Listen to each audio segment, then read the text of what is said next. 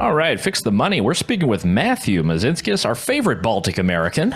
He's an advisor in corporate finance and investing, purveyor of Porkopolis Economics, and host of Crypto Voices. Matthew, great to talk to you again. Likewise, yeah. Thank you very much for having me back. It's been a while, and yes, my favorite American, Canadian, Austrian as well. There we go, and I think that's why I love being able to talk to you about this stuff, because I think we hold sort of a foot in both worlds, as it were. You know, I would have said in both fiat worlds, USD and Euro, but bro, the times are a changing. There's been a lot of I don't know if you've heard, a lot of banking runs, banking crises. I don't want to go into the sort of explications of it, you know, looking at minuscule detail, but looking at the meta level. We've had some big moves lately in Europe, particularly in Switzerland. We've had the banking failures in the US, and we've got promises of investigations up there on Capitol Hill in Washington, D.C. So, you know, as a man who studies money, fiduciary media, monetary bases, you know, what is your sort of general take on everything that's happened here the last, I guess, week and a half? Yeah, well, you have the lexicon right. I think that this is something that, you know, I said something similar at the Honey Badger in September, that, you know, if you imagine you were a gold bug in 1970, right, going to conferences in the 1970s, and then you get to 1980 and gold is like $850 an ounce for 2 seconds. It was literally 2 seconds, and then it fell back. And, you know, you think that you made it, you think you conquered inflation. But then, lo and behold, the power of the printing press, after Paul Volcker took interest rates to 20% at that time, basically set the stage to where we are now, where he set a 40-year bull run in bonds. So when the price of the bond falls, when the yield of the bond falls, the price goes up, meaning, you know, your balance sheet expands and you can take on more debt and even more loans and more investments. And that's what's been happening. And I'm sure you, like me, have been listening to plenty of financial podcasts over the last decade, 15 years, you know, even since the great financial crisis. That's kind of what brought me to classical liberalism and so on and so forth. But like, we've been talking about this for a long time. I'm not sure how long they can keep kicking the can down the road, but I always warn people, like, look, they have done it before, and they have the capability. They have the printing press. They have the legislative power. The U.S. is the largest, you know, collection agency, IRS, largest collection agency, taxing agency in the world. Some people call it an empire. You never know how much longer it can go, but we see the trail of tears that can be left, even by a few bumps in the interest rate, which happened over the last couple of years. Basically, when Powell said he was going to finally jack up rates, and you see this, you know, what happened with SVB. I mean, you get caught with your pants down hilariously with supposedly a safe asset, treasury bonds, and it was about 2 percentage points that the 10-year rose over the last 2 years, and that seems to be their undoing, amazingly. And like, that just can't be the case for, you know, everybody holds bonds. If you hold a bond, you're supposed to be in a safe haven. But when you've had the price of bonds driven up, the yield driven down for 40 years, I mean, just these small little kinks are actually a major wrench. And I think it's very good for Bitcoin, of course, but I'm not a doom and glimmer. I'm not someone who wants to necessarily burn the whole system down. We've talked about, you know, all of the problems in our part of the world, even closer where I am, you know, going on with Ukraine and actual fight for freedom here. And it's just totally different than 30 years ago. 30 years ago, you had, you know, the Berlin Wall falling, you had interest rates falling, and you had a peaceful revolution for freedom. Now in Europe, we have rising interest rates and we have war. It's very different. I think it's very scary. And I don't know. Again, I'm not a doom and gloomer. I don't hope for the worst for like the whole fiat structure. So I'm sure you don't either. But there are a lot of people that are hoping for that, which is even more kind of weird. So you're right. A lot is going on. I feel like I just have to play this clip for you again. Putin is bad, very, very, very bad, but he's still better than the guy who brings every conversation around to Bitcoin. Yes, of course, Bill Maher. Well, here's a couple things. I mean, the savings bond stuff is really interesting, and the treasury bonds. I mean, I remember growing up as a young lad, The family would buy these Canadian bonds, and it was the most secure thing ever. My grandfather had some of these in his safe, and it was something he intended to give to his children as if it was going to be worth something one day. Yeah. If you have a bank like Silicon Valley, and they were worth, I don't know what, $100 billion, right? Why did they take their money and put it in treasury bonds instead of just leaving it in cash or doing other investments? Why is it that they chose specifically to do those bonds? I think that's like a big question. Were they forced to do that per the rules, or what was that analysis like? Yeah, I mean, my understanding is they were hunting for yield at a time where there was no yield because they had made those investments 2 years ago, precisely as the COVID printing crescendo was peaking, and so they thought that that's just the best place to hunt for yield. Apparently, there's no risk manager in these banks to think about duration risk, which literally means, and the farther out you go, so like if you have a year bond, a change in the yield is not as big a deal, right? It could be a couple percentage points. But if you got a 5-year bond, 10-year bond, as these were, or more, 20, 30-year bonds, Austria, I think, issued a 100-year bond a couple years ago. I remember seeing that. I think that they did. But regardless, like that's a massive duration risk that if rates are falling, as they have been, as we talked about for the last 40 years, you're okay. In fact, you're good because the price of your bonds will go up. But just a little bit of a hit, and I'll actually do an analysis of this on my daily this week because it's probably it needs to be done. But I was looking just briefly, like I think a 2 percentage point increase in yield if you're holding a 10-year bond that will hit your book like 20%. The value of your assets will fall by 20%.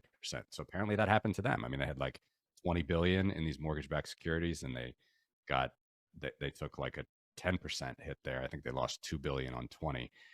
The weird thing to me, and I haven't heard a great explanation, is why they decided to sell those bonds. Apparently that was the cause of the run, is that they realized that, well, there were a few things. There was this newsletter writer, there were, Peter Thiel, and of course the run was on, right? But they decided to sell like some of their worst assets to cover the withdrawals, the redemptions.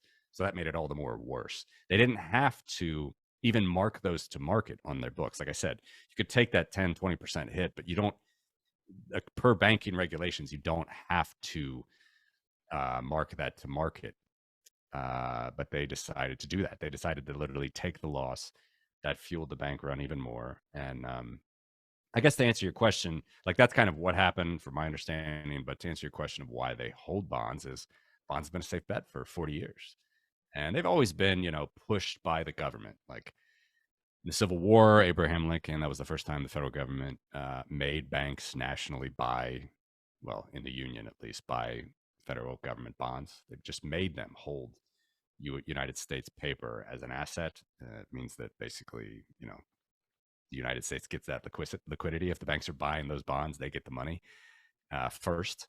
Of course, they can sell it on to other investors and whatnot. But yeah, it's just bonds are traditionally have been safer than equities, than stocks, and that's what you do if you're a bank. You're managing your ladder of duration risk.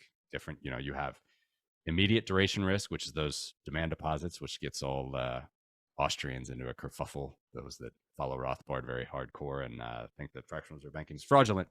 Anyway, you have 0-day risk, right, with demand deposits, all the way out to 30-year bond or even 100-year bond risk for some government equities, and you just got to manage that.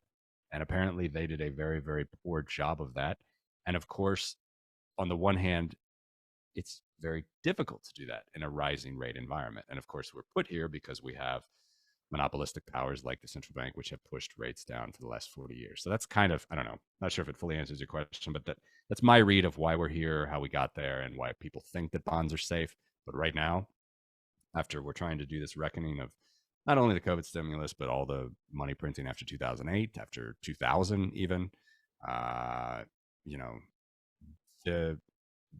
it seems like chickens are coming home to roost. But again, I'm also always cautious to say let's not get too worked up, because the only thing they know how to do is print and print more and give more liquidity, and they are signaling that they will do that right now after these last week of mayhem in the United States and now in Switzerland and other places. So it seems like they want to bring back the punch bowl. It seems like they want to do that. Federal Reserve's balance sheet expanded last week. I'll do another daily on that this week as well. See what happens this week. They published their balance sheet after, I think, Thursday. They showed the Wednesday close. But yeah, it's not easy for anybody when rates go up. And that seems to be what was happening. And now they want to try to stop that and reverse that. But of course, then you got to worry about the inflation bug even more. Indeed. Well, I do have to give you a Boost. little bit of a boost. We're doing these daily shows. I've been checking them out on social media. You guys can also follow at Crypto Voices, and we'll link to that in the show notes and everything. Nice. The most beautiful charts I've seen online that are interactive, by the way, that can scroll on. I think that's Very good. Kind. Very kind. I've worked hard on it. Yeah. Yeah, no, you could probably sell that API. I don't know for how much, but I think with particularly with what's happening now. I mean, I want to look more at the meta-analysis of it. We have these two sort of crypto-friendly banks that were also in the crosshairs, and the Silicon Valley Bank stuff. I mean, it's just whatever, bank run, things happen. You've got people on Twitter being loud. Who knows if that actually led to what was happening? But what's interesting with the other banks, crypto banks, is FDIC. You know, they were kind of issuing their own notices. They had their regulators. You actually had the New York State regulators. They went in there super quick. You know, they took time off from, I guess, trying to pin Donald Trump against the wall to get their finance people, the bean counters in. And they took over these banks pretty quickly. Yeah. And everyone has this assumption it has to do because, you know, they would touch the crypto-friendly companies. But, you know, it's just so confusing with this. And the one person who I thought would have some clarity is Patrick McHenry, who's a representative from my own state of North Carolina, he's the head of the House Financial Services Committee. He went on the Sunday talking head shows. And turns out he had a pretty close relationship with Signature. Looks like they raised some money from him. So it's like, I just don't know where to go at this point, right? Yeah. Yeah. And Mr. Frank, our good old friend Barney Frank, his comments were, I think, the most amazing, saying that this literally was a crypto hit job, basically. And when did that happen, by the way, that we would talk about revolving doors and lobbyists? Like, we'd all talk about it like it's an evil thing. But now it's just like the absolute norm. Nobody goes back to their farm, you know, George Washington style. Everybody stays in DC. You know, they get to keep their apartment. They don't have to put it on Airbnb.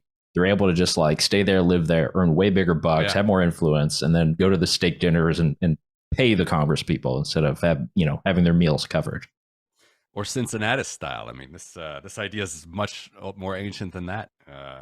My hometown, named after the great Cincinnatus. I mean, go back to your plow, do what you need to do in a time of war or crisis, but go back to your plow in your life after that. That's definitely not the case. And certainly I think it hasn't been for decades.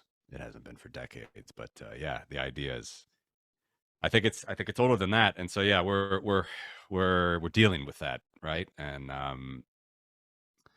you know, I don't know. My one thing I've always said, like, you know, you've been in the Bitcoin space a long time, and of course we've been in the classical libertarian space a long time. Like, you know, people make careers out of, I don't know. You can go tinfoil hat, hardcore conspiracy on the one side, or just rage against the machine for, you know, your whole life, just in general. Just saying that there's too much regulation, too much this, too much that.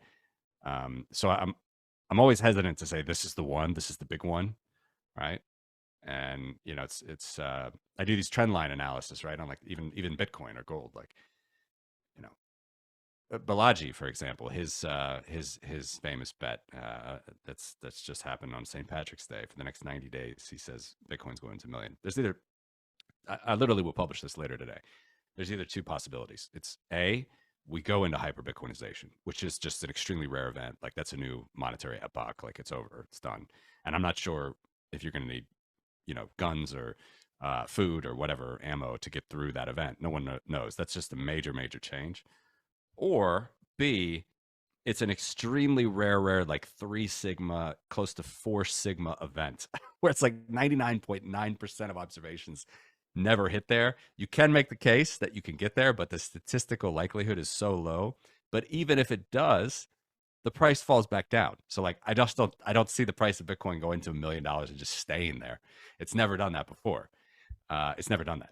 Yeah. So it's either hyper Bitcoinization, or you just have out of nowhere this miraculous pump to reach his prediction. I think it's the Balaji tulip affair, label it, which I'm all in favor of. I think anybody, like any scenario in which our bags are getting pumped, we'll be in favor of. The question is it sustainable? Is it, thinking of the second order effects? I mean, we're both, have feet between both continents, and I have no idea what the effect would be on the European continent, because it's not as if Europe is in some better position. No, looking at every single measurement, whether it be demographics, looking at debt, which is increasing more and more, looking at density of housing, perhaps, hey, we've got a little bit of an advantage. But other than that, we're not looking too good on this continent. And the innovation that's happening, I mean, all it takes to really see the new span of what economies can look like, you have to go to places like Dubai or Singapore. We just don't have the same scale of innovation, that we used to have here on the European continent. Now it's all in all these other areas. I don't really know how we're going to fare. I'll tell you that right now. That's it's worrying me a bit. And with the idea of a Bitcoin price going up, I think it really is just leading to this alternative world of a new monetary base. And I wanted to ask you about that, because I think this is one of the more interesting contributions that you make to the entire space, is the idea of fiduciary media. The things that I would say we mostly interact with when it comes with money. These are like a lot of the apps and digital money that's kind of floating around between different services we use. And then you have like the actual real money, cash money. And your sort of analysis is that Bitcoin represents that original layer. We're always playing up here in the clouds with all this other stuff, and that's why they're able to present print a gazillion. Are we going to see a reset when it comes to that? Is there a new way of thinking about it?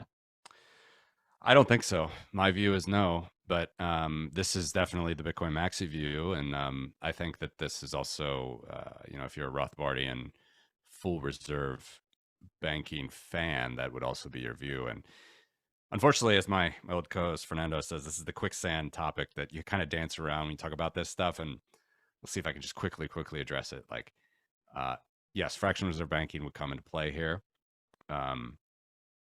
Rothbard, even in Man, Economy, and State, advocated for government influence, government oversight to have 100% reserve banking. So you got to ask yourself, first of all, that's what you want, because his reasoning was that it's fraud. It's fraud. It's certainly not fraud, I don't believe. We'll talk about fiduciary media in a second. But most libertarians, even the hardcore Rothbardian fans, they don't even use the fraud argument anymore. They say, well, it still causes the business cycle, but it's okay. Maybe it's not fraud, because of course it's not. You sign banking contracts. Everything that the bank does with your money, it's in the banking deposit agreement. You're a creditor to the bank. They're a debtor to you. That's just how it is. You actually are loaning your money to the bank.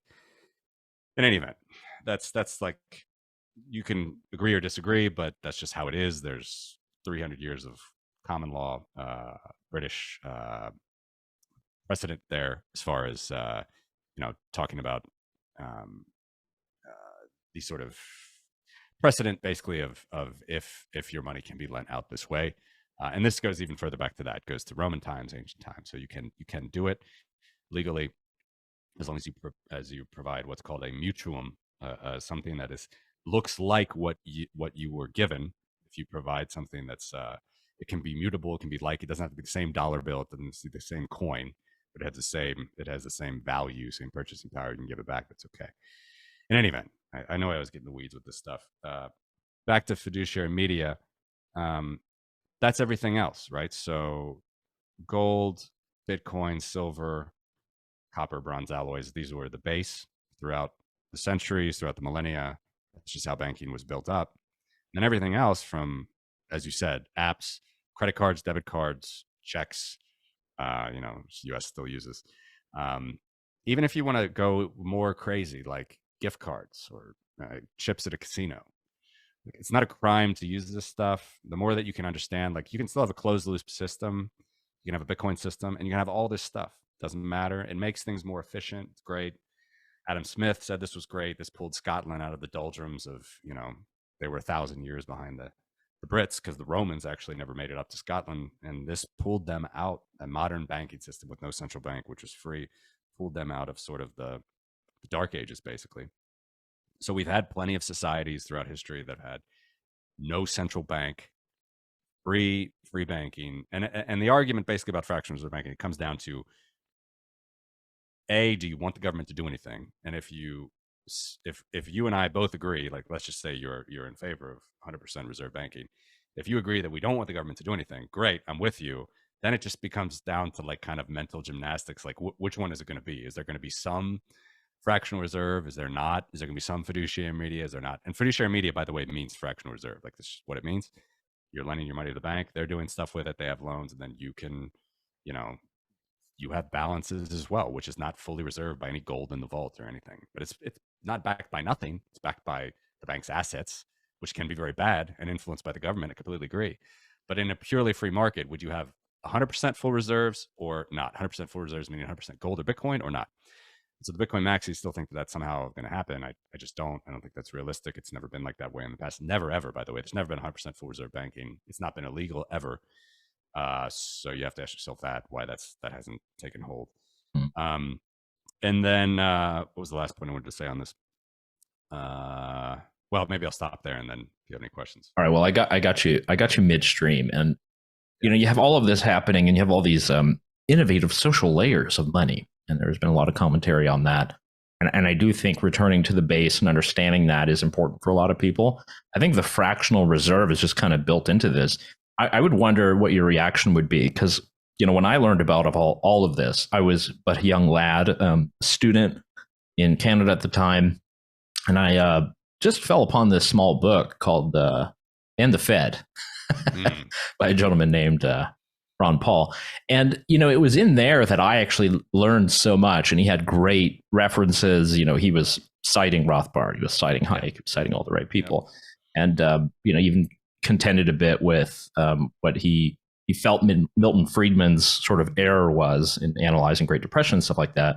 And back then it was seen as very nerdy and wrong to focus on what would happen if the central bank would toy with interest rates. And now, I don't know, it seems as if there's this sort of boomerang to where you have constituencies who are all in favor of rates going uber high to stop inflation, and then you have like the workers and labor unions who say stop, we have to protect those jobs. And there's this documentary that just came out on PBS. I don't know if you saw that, Age of Easy Money. I did, actually. I haven't finished it, but I started it. Yes. Okay. Yes. I'm probably the same part you are. Of course they have the OC actor guy talking about cryptocurrencies. God, I haven't seen that part yet. Darn it. Oh, well, it comes soon. And they don't really go into Bitcoin specifically. They just talk about the crypto investing, ICO freight, that's real. But with all of that, there's no questioning of the element of why do we even have this thing? I mean, this is what I love about American history. You go back and it's like, hey, Andrew Jackson, I killed the bank. The idea of having a national bank, was seen as like this evil monster in American politics forever. And then it took Woodrow Wilson. It took, a lot of fun stuff happening, in South Carolina, Jekyll's Island, and then, back in New York to get something started again. But there's no questioning of like the central institution. It's just what decision does the central institution make on the lever, right? Does it go up to 11 or 0? Yeah. Not any question about should we not have more economic power or perhaps remove those powers at all. Yeah. No, I mean, so many different ways we can go there. Like I'm not being a woke social justice warrior, but you can say about Andrew Jackson, like he killed the bank. He also killed a lot of Indians. Like there's no angels in these debates. There really isn't. And I'm a huge fan of the American the American justice system, right? I think that we have certainly something that works compared to Russia, but does it work compared to maybe how it worked, 100 years ago or, probably not. Is there less representation? There's Donald Livingston, wrote a great book that's can't remember the name, modernizing American America for the 21st Century. I don't know, I'm totally bastardizing the name, but basically, he talks about how if you look at the votes that you would have from the original 13 colonies, right, based on how many seats there are today, like you could go either way. Like you would either need like X many thousands more seats in Congress today, or you would look at them based on today's population ratios, and they'd have like, like 5 states would have no votes at all. New York would have like 1 or 2 seats per 10,000 people or whatever it was. So like either way you look at it, we're way disproportionate today compared to where we were then. Mm-hmm. So yeah, massive problems.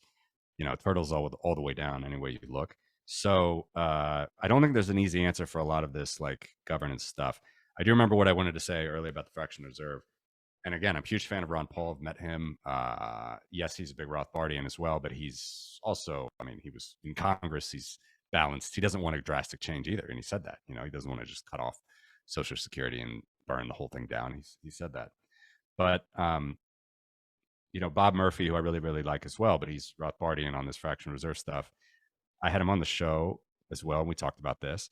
And like, so first of all, if you don't think that the government should interfere in the banking system, which I don't, and he doesn't think that, like Rothbard did, that you need, like, this is like a constitutional thing where we need full reserves to, like, that's like a First Amendment thing. So we need full reserves. Otherwise it's fraud. That was Rothbard's position. He even wrote about this in Man, Economy, and State. He doesn't think that. Nobody even in that ilk will go that far anymore to call it fraudulent. So what are we talking about?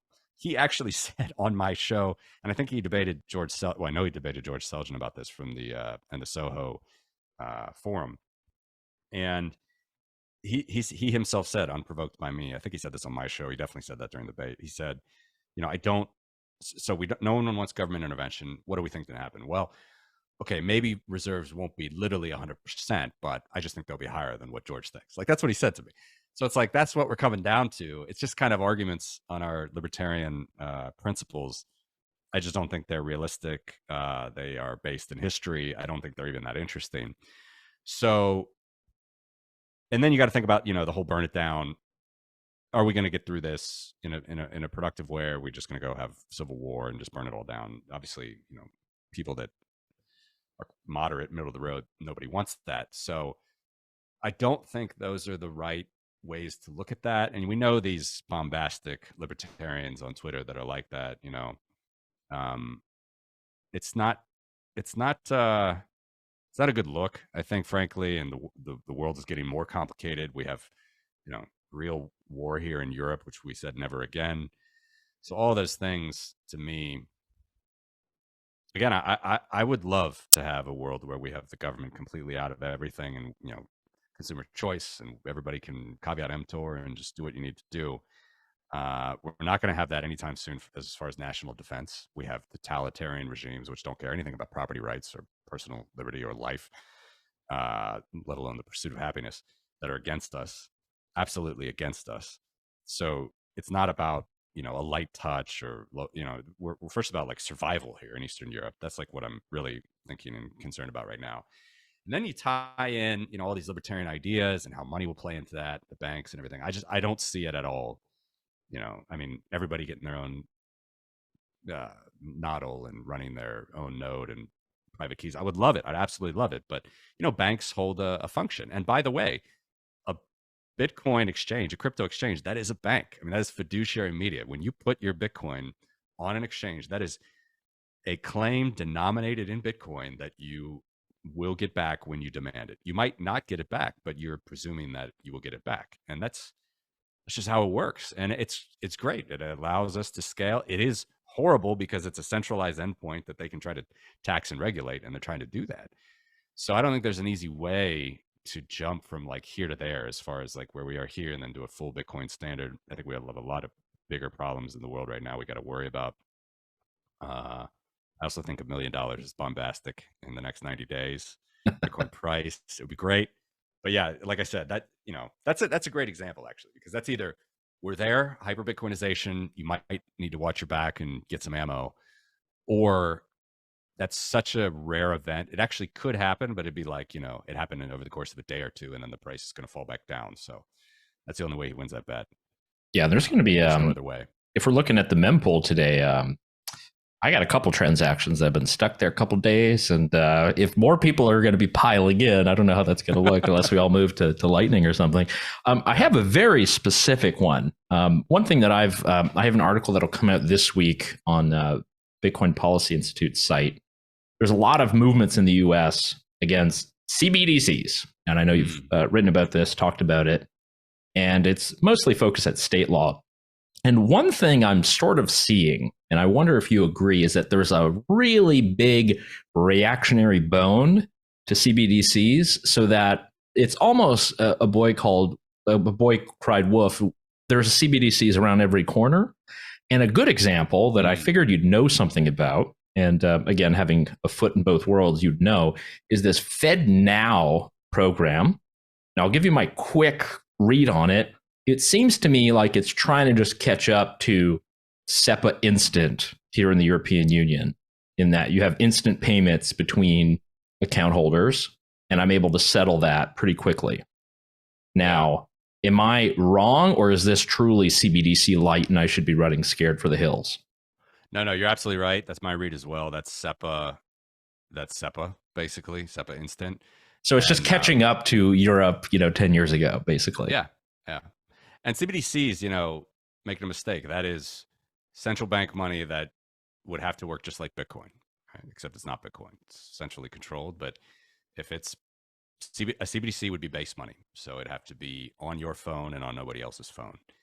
They're throwing around in the US maybe this idea that there's this sort of intermediated CBDC, which is kind of like maybe the banks can play around with CBDCs, but you still can't. But then I was like, well, that's no different than we have now. I mean, like the top 5 banks in the United States control 80 to 90% of the reserves, which is digital money anyway, but that's central bank money. So that's like how they back their deposits and everything. It's supposed to be the safest assets. It's the Federal Reserve. That's a claim they have on the Fed. It's money printed out of thin air. It's not good. I don't advocate for it. I don't advocate for central bank oversight.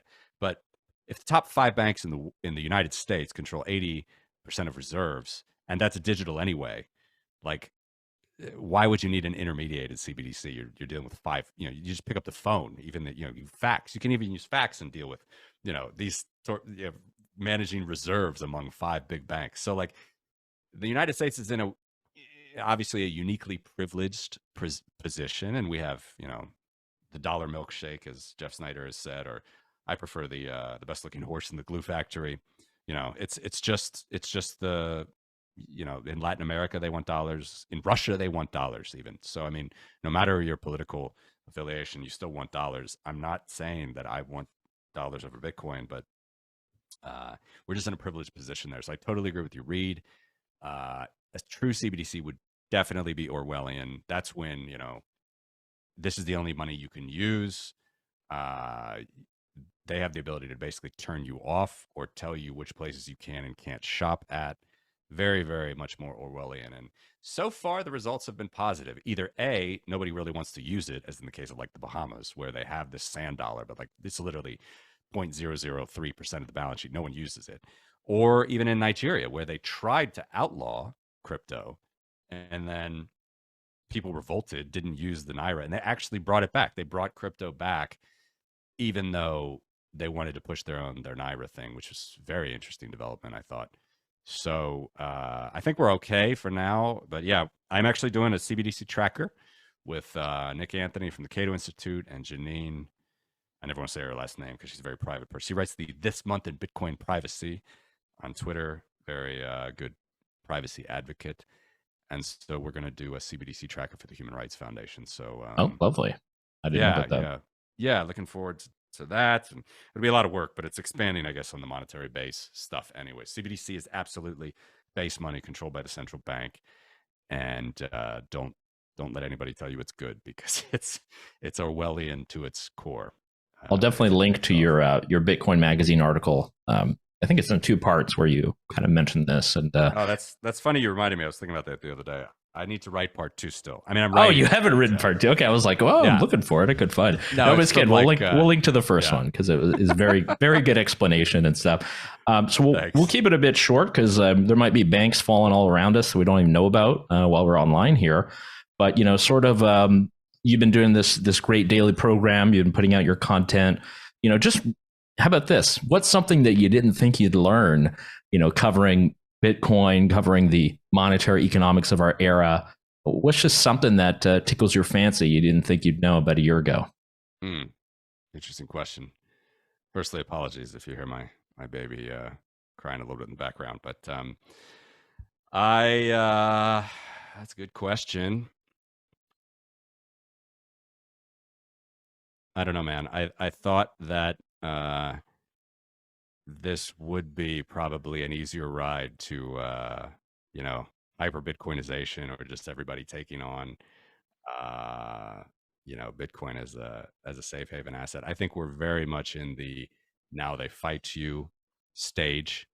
I think that based on the hearings you've had, the failed FTX drama, where he was trying to bring in even more Orwellian legislation, embarrassingly so openly, and that has all come to light now. There's so much egg on the faces of not even professionals like Kevin Leary that invested, but actual congressmen and legislators that wanted to take part in this just scammy type of a legislation.